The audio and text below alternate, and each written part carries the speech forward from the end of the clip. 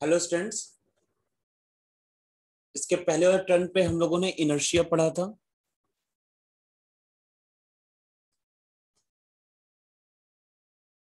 Inertia, ठीक है, जिसमें हम लोगों ने इसके 3 टाइप्स पढ़े थे।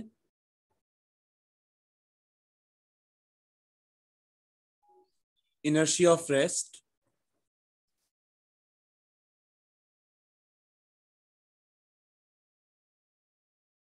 इनर्शिया ऑफ मोशन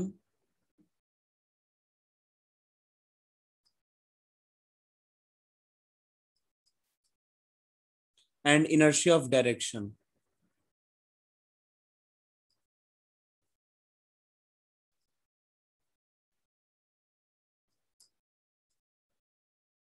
मैंने लगभग सबके दो दो एग्जांपल्स आप लोगों को बताया था, लेकिन अब ये आपके लिए मैं एक छोटा सा होमवर्क दे रहा हूं इस बात पे कि आप सबके एट लिस्ट 4 एग्जांपल्स आप लिखेंगे और उसे एक्सप्लेन करेंगे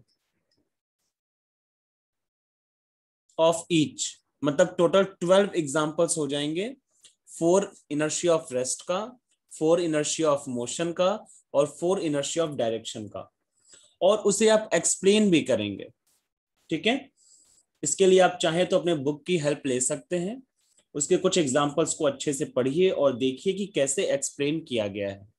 वैसे ही आप 4 एग्जांपल्स को एक्सप्लेन करेंगे सारे टाइप्स के। ठीक है, चलिए आज फिर कुछ नया स्टार्ट करते हैं हम लोग। जो आज का जो न्यू टॉपिक है वो है मोमेंटम। अक्सर आप फिजिक्स में इस शब्द को सुनेंगे मोमेंटम। ठीक है, मोमेंटम को जनरली हम लोग पी लेटर से, इंग्लिश के पी लेटर से हम लोग शो करते हैं।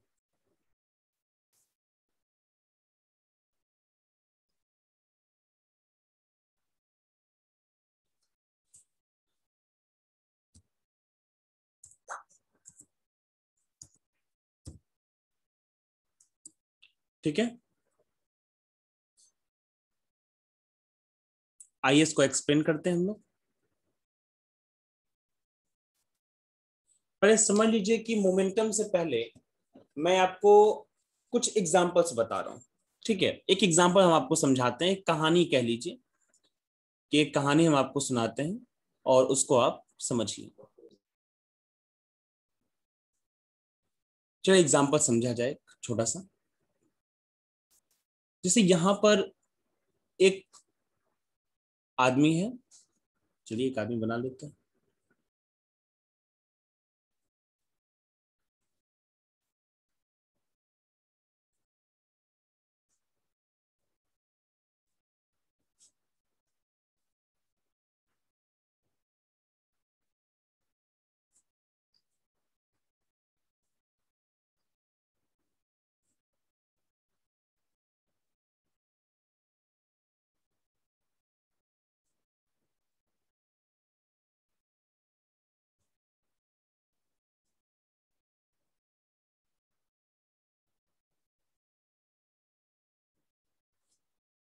ठीक है, ये आदमी हो गया।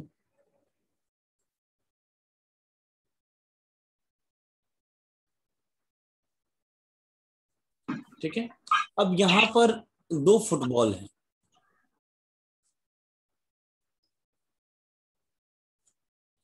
एक फुटबॉल, दोनों की साइज सेम है, लेकिन एक फुटबॉल जो है अंदर से भरा हुआ है और एक फुटबॉल जो है वो अंदर से खाली है। इस तरीके से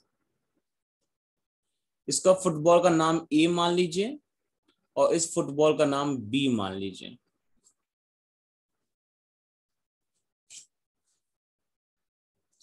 ठीक है, अब एक एक्सपेरिमेंट नंबर 1 में हम लोग इन दोनों फुटबॉल को एक सेम वेलोसिटी से इस आदमी को हिट कराते हैं। मतलब इस सेम वेलोसिटी से फेंकते हैं और इसको ये बॉल जाकर के हिट करेगा। जब हिट करेगा तो किस बॉल से ज्यादा फोर्स लगेगा? अगर हिट करेगा तो किस बॉल से सबसे ज्यादा फोर्स लगेगा? सोच करके, सोच समझ करके बताइए।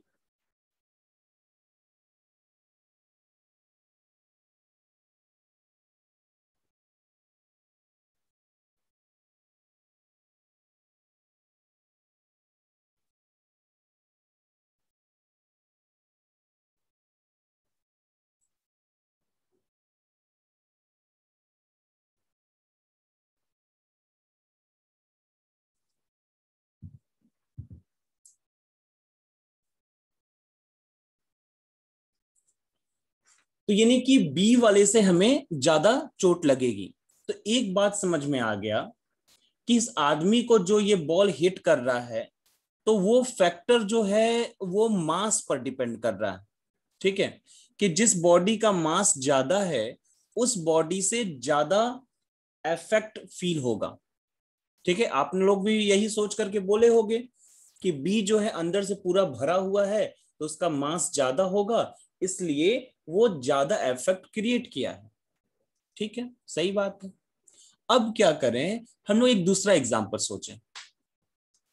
यहां पर हम ये दोनों बॉडीज हैं, बॉडी ए को हम वेरी लार्ज वेलोसिटी, बहुत ही ज्यादा वेलोसिटी से, ठीक है, इस आदमी को हिट करेंगे, और बॉडी बी को जो है एक बहुत ही स्मॉल वेलोसिटी से हिट करेंगे। ठीक है, अब बताइए कि किस बॉल से ज्यादा इस आदमी को चोट लगेगा, किस बॉल का ज्यादा इफेक्ट ये फील करेगा।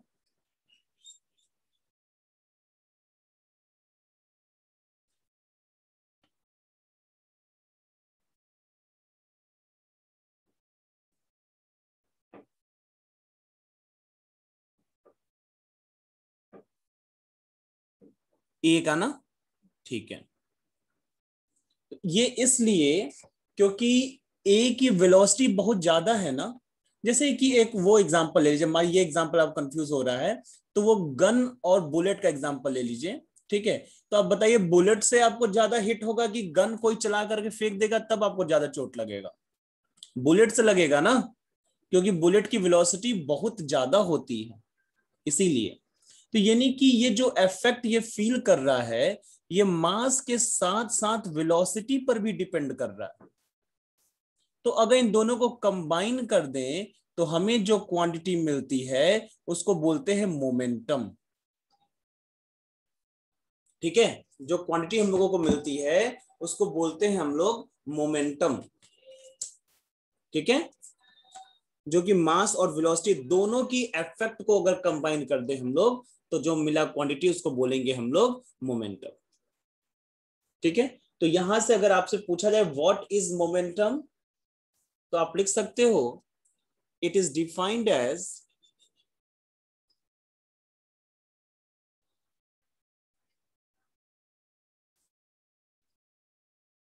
The product of, product means multiplication,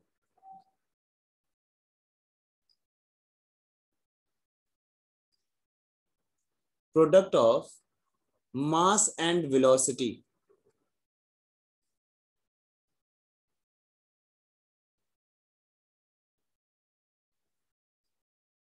of the body,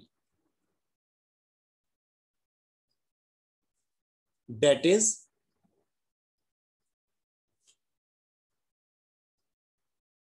momentum P equal to mass into velocity m into v। ठीक है, it is a vector quantity, momentum is a vector quantity। ठीक है, ये vector quantity होती है, ध्यान देना।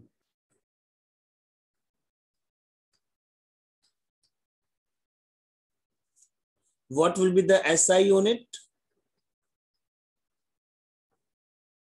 SI unit of momentum is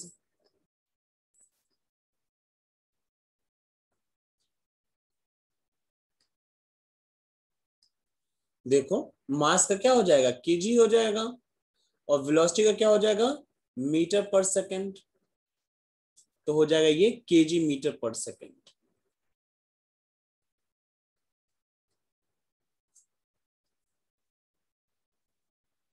ठीक है, और एक और यूनिट होती है न्यूटन सेकंड।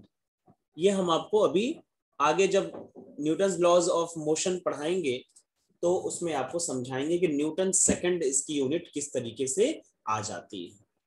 इसकी दो यूनिट, आप दोनों में से कोई भी आंसर आप लिख सकते हो। ठीक है, और ये इंपॉर्टेंट टॉपिक है, एग्जाम में लगभग बहुत ज्यादा पूछा जाता है। ठीक है, मोमेंटम के बारे में, क्योंकि जो बड़ी क्लासेस में मोमेंटम का बहुत ज्यादा यूज हम लोग करते हैं, इसलिए इस क्लास में आपको इसके बारे में जानना जरूरी है।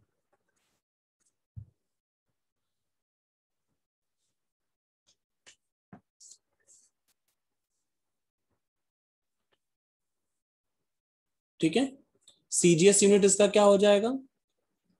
सीजीएस यूनिट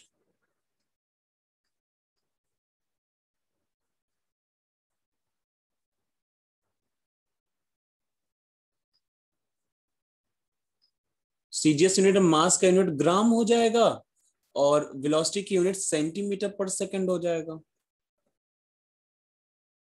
ठीक है, और फोर्स की सीजीएस यूनिट डाइन होता है, तो डाइन सेकंड भी लिख सकते हैं।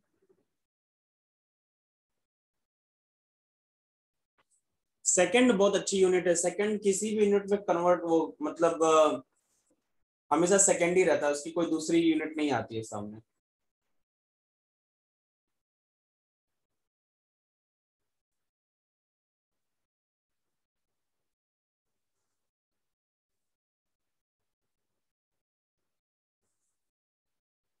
ठीक है, तो ये हो गई सब कुछ मोमेंटम के बारे में।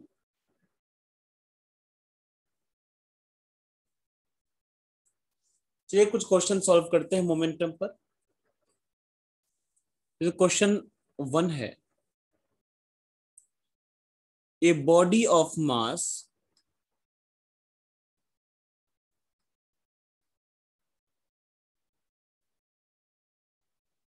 500 ग्राम is moving with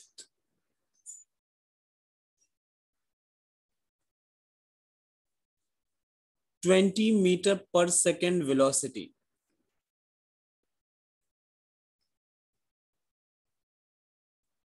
Then find the momentum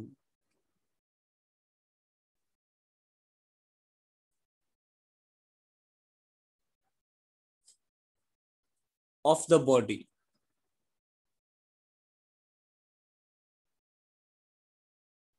चलिए सॉल्व करिए, मुझे इसका आंसर तुरंत आप भेजिए।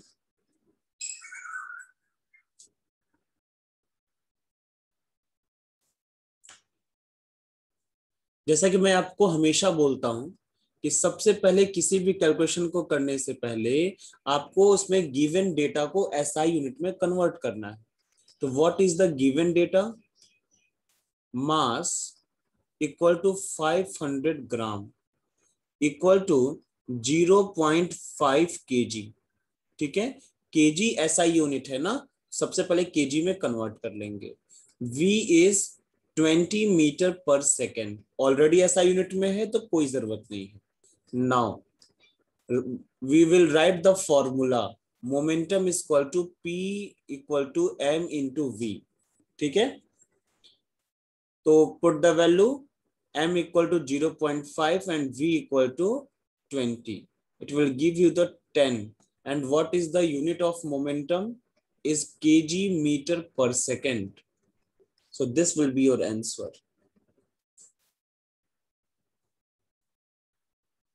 Is it okay?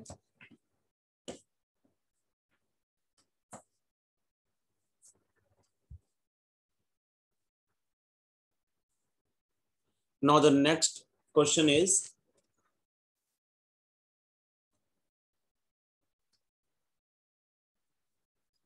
a car of 150 100 1500 kg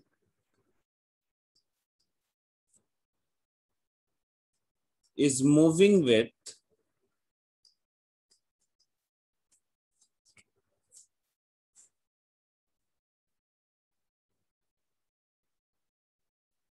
36 kilometer per hour.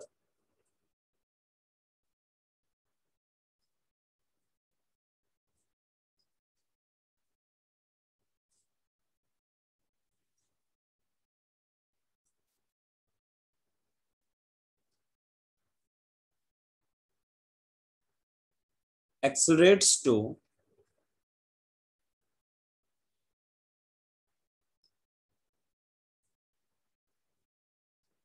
72 kilometer per hour.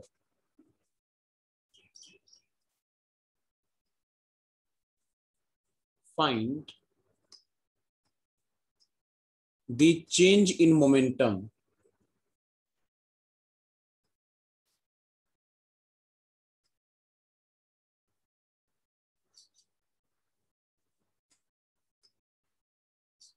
ठीक है।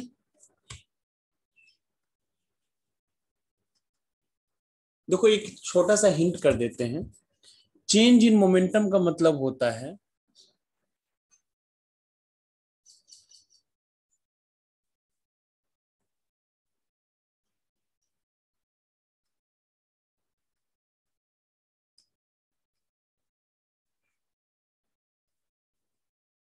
चेंज इन मोमेंटम को डेल पी से शो करते हैं और इसका मतलब होता है final momentum minus initial momentum. ठीक है, final momentum minus initial momentum, इसको बोलते हैं चेंज इन मोमेंटम। तो अब ये आपकी जिम्मेदारी है, आप इसको सॉल्व करिए और मुझे इसका आंसर 1 मिनट के अंदर बताइए। चलिए यहां लिखते हैं गिवन डेटा। क्या गिवन है? m equal to 1500 kg। तो ये ऑलरेडी एसआई में, कोई दिक्कत नहीं है। इनिशियल वेलोसिटी को हम लोग u से शो करते हैं। तो जो इनिशियल वेलोसिटी वो कितनी है? 36 किलोमीटर पर आवर। ये तो ऐसा यूनिट नहीं है, तो इसको हम लोग ऐसा यूनिट में कन्वर्ट किया जाए। कैसे कन्वर्ट करते हैं? हम लोग 5/18 से मल्टीप्लाई करते हैं, ये 2, यानी कि ये हो जाएगा 10 metre per second. Final velocity कितनी है? एक्सेलरेट होकर के 72 किलोमीटर पर आवर हो जाती है। तो इसको भी हम लोग कन्वर्ट कर दिया जाए, 5/18 से मल्टीप्लाई करेंगे, आ जाएगा 20 मीटर पर सेकेंड। ठीक है, अब हमें निकालना है चेंज इन मोमेंटम। तो जैसा कि मैंने बताया कि change in momentum equal to final momentum minus initial momentum होता है। तो फाइनल मोमेंटम क्या होगा? Mass into final velocity. Initial momentum क्या होगा? Mass into initial velocity. दोनों में m है तो कॉमन ले लें, बचेगा v माइनस यू। यानी कि अगर एक सेम बॉडी का वेलोसिटी चेंज हो रही है, सेम बॉडी है, ये बात ध्यान देना, अगर एक सेम बॉडी है उसकी वेलोसिटी चेंज हो रही है तो हम लोग उसका चेंज इन मोमेंटम इस फॉर्मूले से भी निकाल सकते हैं, del P equal to M V minus U. चलिए अब यहां वैल्यू पुट कर लेते हैं, आंसर आ जाएगा। डेल पी इक्वल टू यहां कितना हो जाएगा? 1500, और ये कितना हो जाएगा? 20 minus 10 equal to 1500 into 10 equal to 15,000 KG metre per second. ठीक है, तो ये हमारा चेंज इन मोमेंटम हुआ।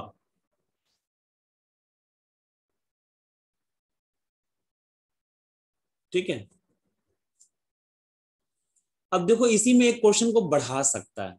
ठीक है, कैसे बढ़ा सकता है? अगर इसमें बोल दे ऐसे, इसी क्वेश्चन में पार्ट ले और बढ़ा रहा हूं आगे। ठीक है, सपोज डेट इस क्वेश्चन में ऐसा बोल दे,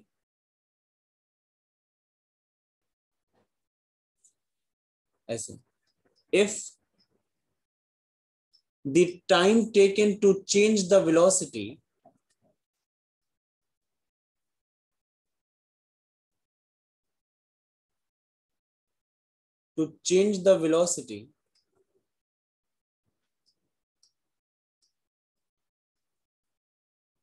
is 5 seconds, then find rate of change of momentum.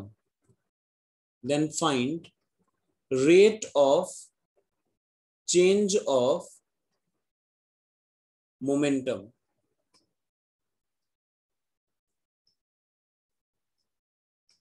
ठीक है, अब आप सोचोगे rate of change of momentum क्या होता है? तो rate of change of momentum का मतलब होता है del P upon del T, मतलब change in momentum upon change in time. तो वो कितना यहां से कैलकुलेट हो जाएगा? इसका सेकेंड पार्ट मैं बता रहा हूं। तो rate of change of momentum यानी कि del P upon del T की वैल्यू कितनी आ जाएगी? Del P upon del T की वैल्यू आ जाएगी, डेल पी कितना है? अच्छा, इसको एक और चीज दूसरी यूनिट में अगर लिखना चाहें तो क्या लिख सकते हैं हम उसको? 15,000 न्यूटन सेकेंड, ऐसा भी लिख सकते हैं ना। अभी मैंने बताया था दोनों यूनिट होती है। तो चेंज इन मोमेंटम तो इतना है, और चेंज इन टाइम कितना टाइम लिया? 5, कैंसिल आउट करेंगे कितना आ जाएगा? 3000। अब इसकी यूनिट क्या होगी? यूनिट पे ध्यान दो। चेंज इन मोमेंटम की यूनिट क्या थी? न्यूटन सेकेंड, और नीचे टाइम की यूनिट क्या थी? सेकंड। सेकंड से सेकंड कट गया, क्या बचा? न्यूटन। क्या बचा? न्यूटन। ठीक है। और न्यूटन किसकी यूनिट होती है? फोर्स की। तो अब कुछ समझ में आ रहा है? समझ में ये आ रहा होगा कि फोर्स जो है वो rate of change of momentum के बराबर होता है। ठीक है, इस चीज को हम लोग पढ़ेंगे Newton second law of motion में। ठीक है, लेकिन अभी एक क्वेश्चन आपके सामने आया था, तो मैंने उसी को थोड़ा सा एक्सटेंड करके आपको थोड़ा सा आइडिया दे दिया है कि हम लोग क्या पढ़ने वाले हैं नेक्स्ट टर्न पर। ठीक है, तो फिर आज की क्लास यहां पर एंड करते हैं। Thank you very much.